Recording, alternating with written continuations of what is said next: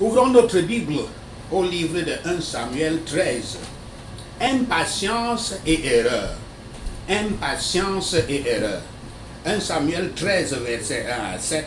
L'invasion des Philistins. Verset 1 à 2. Les Israélites restent sous le contrôle des Philistins. En fait, il semble que les Philistins n'aient pas l'intention d'éradiquer les Israélites qui sont placés comme un tampon entre eux et d'autres nations plus agressives, qui sont d'autres nations plus agressives. Donc, bien que Saul ait une armée permanente de 3000 soldats, Israël reste soumis à la force philistine, beaucoup plus grande, beaucoup plus large. Saul, appuyé par Jonathan, attaque une garnison de Philistins sans la permission. Le fils de Jonathan attaque une garnison des Philistins sans la permission de son père Saul. Le raisonnement de Jonathan n'est pas donné, mais il est logique d'assumer avec d'autres passages qu'il s'agit de la foi, croyant que Yahweh veut toujours que son peuple chasse les nations qui habitent la terre qu'il a donnée à Israël. Quelle que soit la motivation de Jonathan, la réponse des Philistins est prévisible. Quelle est la source de la confusion? Dans le Nouveau Testament, l'apôtre a écrit ceci dans Actes 13, versets 21 à 22. Je lis la nouvelle édition de Genève, la version biblique nouvelle édition de Genève 1979. Je lis: ils demandèrent alors un roi, et Dieu leur donna pendant 40 ans Saul, fils de Kis, de la tribu de Benjamin. Puis, l'ayant rejeté, il leur suscita pour roi David, auquel il a rendu ce témoignage. Fin de citation de la nouvelle édition de Genève 1979. Lisons la Bible du Semeur, cette version, qui dit, je cite: alors le peuple a demandé un roi, et Dieu leur a donné Saul, fils de Kish, de la tribu de Benjamin. Celui-ci a régné sur eux pendant 40 ans. Mais Dieu l'a rejeté et leur a choisi pour roi David. C'est à lui qu'il a rendu ce témoignage. De nombreuses sources de confusion peuvent être imaginées ici. L'évangéliste Luc, qui a écrit les actes, a déclaré que Saul avait régné 40 ans. Il avait sûrement divers textes sacrés qui manquent dans la Bible.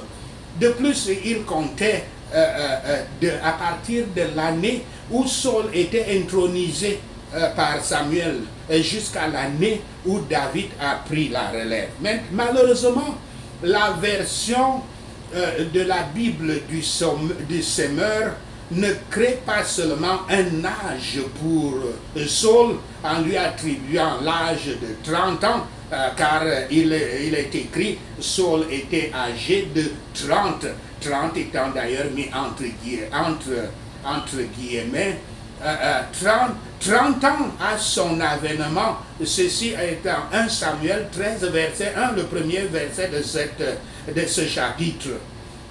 Mais il compte aussi de l'intronisation de Saul jusqu'à la guerre contre les Philistins, alors que David n'était qu'un berger et adolescent à cette époque. Bien qu'il ait fallu beaucoup d'années avant que Saul ne meure et que David prenne le pouvoir du roi. Cela était important à souligner, car l'Assemblée des disciples du Christ est engagée à être fidèle à la parole exacte de Dieu. Par conséquent, selon les Écritures originales, auxquelles la nouvelle édition de Genève 1979 reste fidèle, nous ne connaissons pas l'âge exact de Saul lorsqu'il était intronisé comme roi. Cela n'est pas dit aux Écritures originales. La seule chose que nous lisons dans 1 Samuel 9, verset 2, Et le verset suivant, c'est que Saul était un grand jeune homme. Un grand jeune homme. Encore une fois, soyons attentifs aux erreurs de traduction de la Bible. Au chapitre 12. Au chapitre 12, nous avons vu que lorsque le Saint-Esprit habite en vous, il peut vous rendre un expert là où vous n'avez aucune expérience. Nous voyons ici que après 2 ans de règne sur Israël, Saul manquait d'expertise sur la question de la préparation de la guerre. Il n'avait que 3000 soldats, soldats des fantassins, beaucoup d'hommes combattants qui pouvaient servir dans l'armée. Il venait de les renvoyer chez eux. Il n'avait pas de forgeron israélien pour construire, pour fabriquer et aiguiser ses armes. Pourtant, son fils Jonathan et lui-même avaient provoqué les Philistins à la guerre. Nous pouvons voir ici une question d'orgueil spirituel. Lorsque certains d'entre nous se rendent compte que l'Esprit Saint habite en nous, nous le prenons souvent comme garantie. Nous ouvrons ainsi la porte aux esprits maléfiques du sommeil pour entrer en nous. Nous devenons négligents, pensant que le Saint-Esprit s'occupe de tout pour nous. Grosse erreur. Grosse erreur. Dieu ne veut pas que vous ayez un esprit passif et que vous dormiez. Cela est bien écrit dans 1 Pierre 5, versets 8 à 9. Il veut que vous soyez actifs. Si vous êtes passif, l'ennemi va envahir, conquérir et posséder. Yahweh avait choisi un jeune homme impressionnant du nom de Saul, un nom qui signifie porté à Dieu, et non le dormeur qu'il devint après 2 ans comme roi. Ce n'est qu'après que Saul avait provoqué la guerre aux Philistins qu'il remarqua que leurs soldats étaient aussi nombreux que le sable de la mer. Ils ne connaissaient même pas combien de soldats les ennemis avaient. Et que le nombre de leurs chariots était le double du nombre des soldats israélites qu'il avait, 3000. Et que les soldats israélites n'avaient même pas d'armes, ils n'avaient même pas d'épée, ni de flèches, sauf lui et son fils Jonathan. Saul nous montre ici qu'il était possédé par l'esprit du sommeil, car il a passé tout son temps à rêver. 2 ans plus tard, l'ancien prophète Samuel pensait pouvoir avoir un dernier repos après avoir passé le leadership à Saul, mais l'inactivité spirituelle de Saul, le manque de foi et la négligence de ces derniers ont prouvé que Samuel avait tort. Saul a régné 1 an et rien de particulier n'est arrivé. Mais dans sa 2e année, les événements enregistrés dans ce chapitre ont lieu. Au bout d'1 an, il a donné aux Philistins le temps de se préparer à la guerre et d'affaiblir et de désarmer les Israélites. Lorsque les hommes sont élevés dans l'autosuffisance, ils sont souvent conduits à la folie. Les principaux avantages des ennemis de l'Église découlent de l'inconduite de ceux qui se disent ses amis. Quand Saul a longuement sonné l'alarme, les gens mécontents de son leadership ou terrifiés par le pouvoir de l'ennemi ne sont pas venus ou ont tout simplement déserté rapidement. 1 Samuel 3, versets 8 à 14. Saul offre le sacrifice et il est reproché par Samuel. Versets 8 à 9. Saul a des instructions spécifiques de Samuel. Allez à Gilgal et attendez 7 jours pour que le prophète arrive. Quand il arrivera là-bas, Samuel offrira des sacrifices à Yahweh et donnera d'autres instructions. Nous le voyons dans 1 Samuel 10, verset 8. Mais pendant que passent les 7 jours, Saul agonise déjà d'impatience quand il regarde son armée rétrécie. Saul parvient à passer 6 jours et une grande partie du 7e jour. Mais quand Samuel ne s'est toujours pas manifesté, Saul, impatient, ordonne le sacrifice d'un holocauste et d'une offrande de paix. Il semble qu'il fait les offrandes lui-même, se disant certainement qu'il a le Saint-Esprit en lui et qu'il peut le faire. Verset 10. Au moment où Saul fait l'offrande, Samuel arrive avec plein de temps pour avoir pu faire l'offrande lui-même. Au lieu que Saul puisse reprocher à Samuel d'être en retard, c'est Samuel qui lui demande une explication. L'excuse de Saul tombe à plat dans l'eau. Versets 11 à 14. La réponse de Samuel est directe et sévère.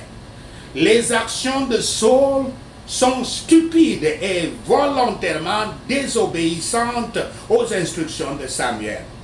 Si Saul avait obéi au commandement de Yahweh, son royaume aurait duré pour toujours. Mais sa désobéissance lui coûte une dynastie. Ainsi, pendant 2 ans, Saul donna aux Philistins le temps de se préparer à la guerre et d'affaiblir et désarmer les Israélites. Lorsque les hommes sont élevés dans l'autosuffisance, ils sont souvent conduits à la folie. Les principaux avantages des ennemis de l'Église découlent de l'inconduite de ses amis professés, de ses amis déclarés. Quand Saul a longtemps sonné l'alarme, les gens mécontents de sa gestion ou terrifiés par le pouvoir de l'ennemi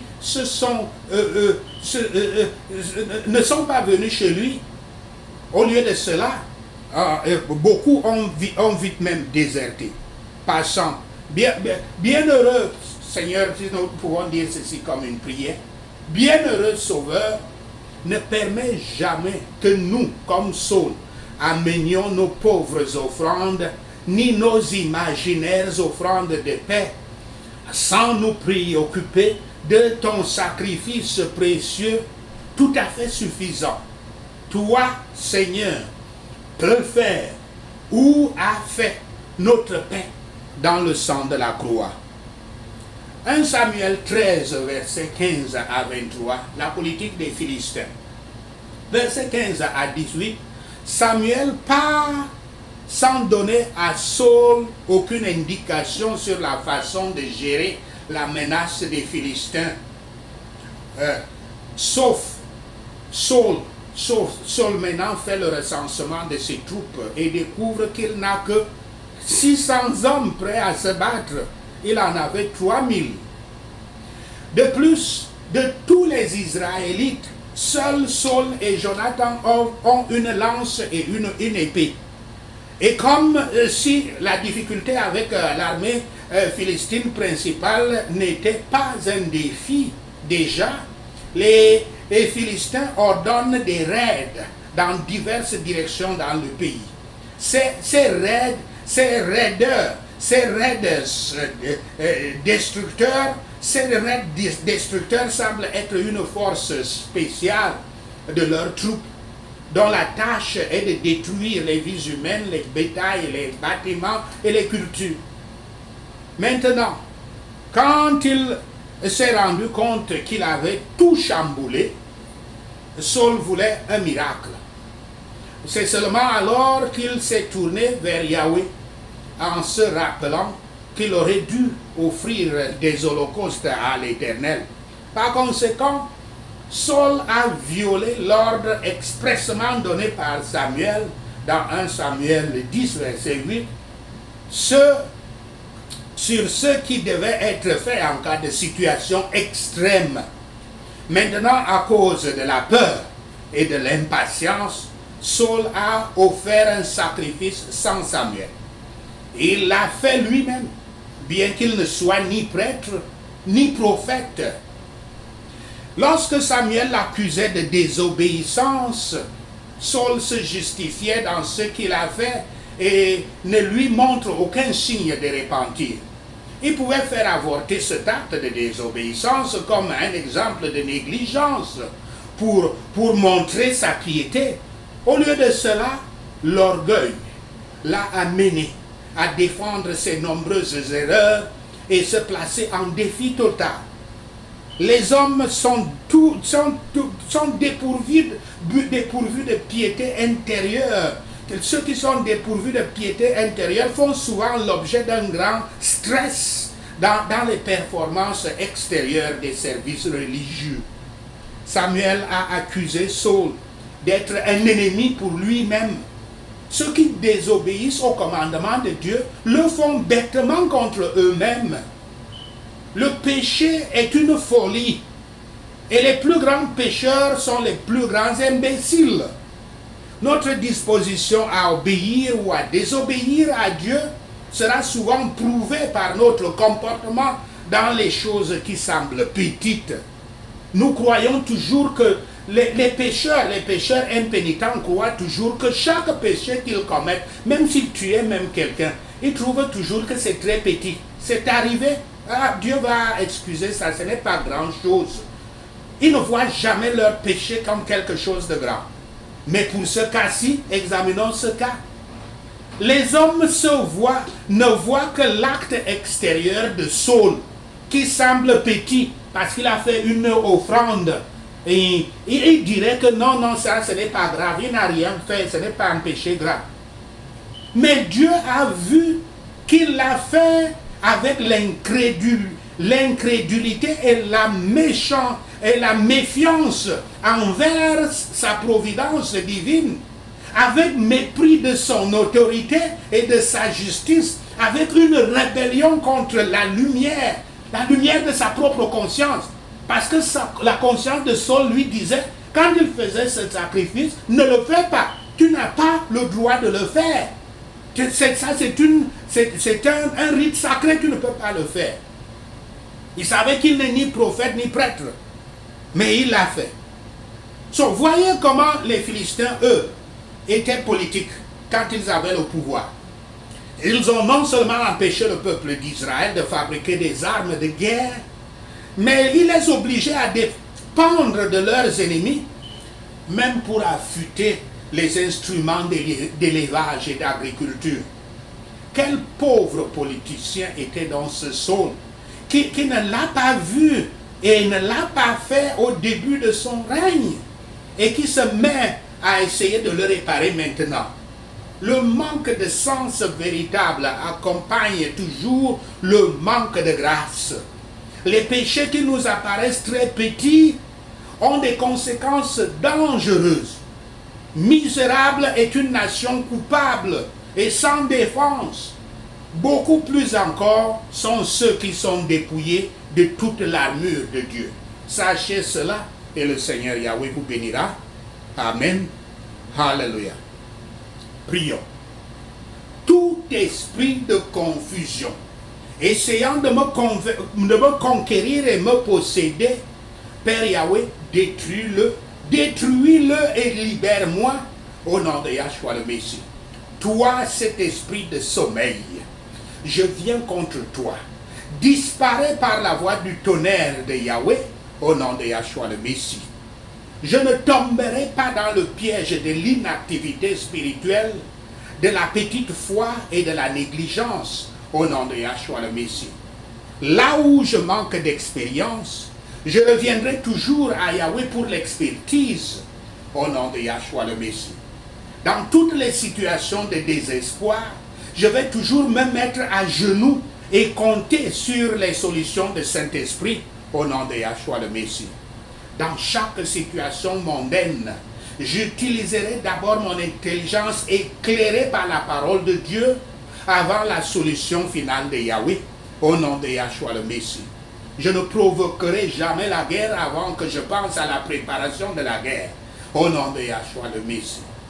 Dans toute guerre spirituelle, je resterai toujours dans la foi, dans la justice et dans la parole de Dieu au nom de Yahshua le Messie. Je ne donnerai pas à l'ennemi une trêve. Je les combattrai implacablement au nom de Yahshua le Messie. Toute toute inconduite des amis déclarés de notre Église, donnant des avantages à nos ennemis, nous nous opposons à vous avec le feu du Saint-Esprit au nom de Yahshua le Messie. Je n'autoriserai pas la mauvaise gestion de ma part pour faire tomber notre Église au nom de Yahshua le Messie. Lorsque je suis accusé de la désobéissance, au lieu de me défendre, je confesserai mes erreurs et je me courberai dans le repentir au nom de Yahshua le Messie. Je ferai attention à ne pas devenir l'ennemi de moi-même en me réjouissant de la folie du péché au nom de Yahshua le Messie. Bienheureux Sauveur Yahweh, je ne voudrais pas comme Saul apporter mes pauvres offrandes sans regarder ton précieux sacrifice au nom de Yahshua le Messie. Je m'assurerai toujours que mes sacrifices viennent de mon cœur dans l'ordre du Christ. Merci Seigneur, au nom de Yahshua le Messie, nous prions. Merci Seigneur d'avoir entendu nos prières. Merci Yahweh pour tes réponses à nos prières. Seigneur, nous te rendons gloire, nous te louons, nous t'adorons. Au nom de Yahshua le Messie, nous prions. Amen.